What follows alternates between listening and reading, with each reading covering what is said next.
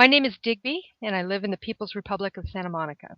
For me, liberalism is about fighting injustice, legal, social, and economic. My politics are animated by a desire to ensure a decent chance and a fair deal for everyone, with special attention to the natural tendency of the state to use its power to control the citizenry and the malefactors of great wealth to use their power to protect their interests at the expense of the people. And sadly, they're also animated by a knowledge of human nature and the tendency of all of us to ignore our better angels, succumb to prejudice, be small and unfair and cruel. These are the things that rouse my passions and make me wake up in the morning ready to fight the good fight to the best of my ability.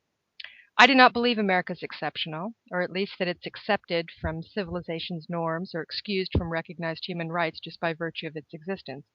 Neither do I think that our Constitution is the received word of God or even particularly superior to those of other democracies around the world.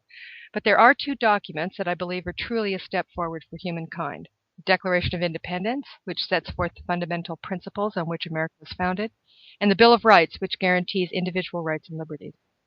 Those two documents decree that it is unjust for the wealthy to rig the system so that they gain more and more of the nation's wealth, even spending vast sums to deny a dignified retirement or decent health to millions of their fellows. It's unjust that powerful financiers who nearly created another depression are allowed to escape the law and keep their ill-gotten gains while everyone else suffers for their crimes. It is unjust that the government simply decrees that it can torture, imprison, and even assassinate without due process. It is unjust that religious zealots can use the state to inflict their beliefs on others despite a clear constitutional prohibition against it. It's unjust that policemen are using torture weapons on average citizens to force them to comply, and that millions languish in jail at the hands of craven politicians desiring to prove their cruel intentions.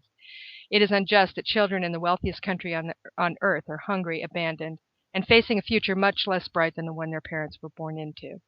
I believe that liberals, at their best, fight against injustice on behalf of those who can't fight for themselves.